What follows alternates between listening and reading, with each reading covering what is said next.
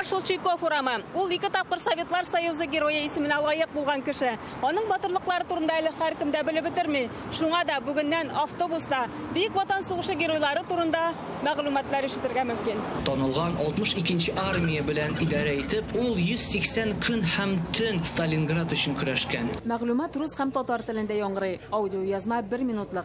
Шул вакыт эчендә геройларның җиңү китерүдә керткән батырлыклары турында бәян ителә. Участники 58 автобусных маршрутов. Әлеге проектта 58 автобус, 10 троллейбус һәм 4 трамвай маршруты катнаша. Аудио язма геройлар исеме белән аталган тукталышка килеп җиткәч кушыла. Әлеге проектны 9 майга дип әзерлиләр, ләкин пандемия сәбәпле аның вакыты үзгәртелә.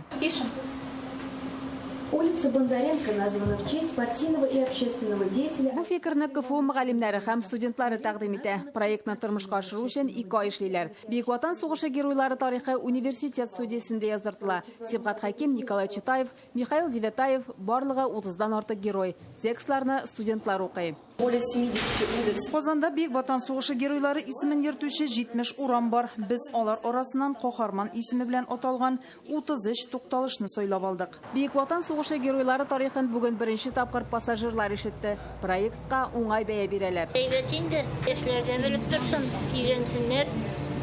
Белмиләр бит алар яшьләр.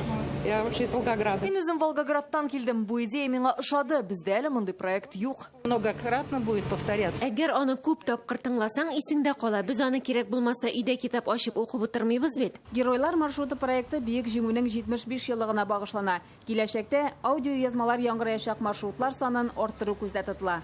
Шулпан Касыймова, Вадим Ларионов, Александр Лобанов, Яңа Гасыр.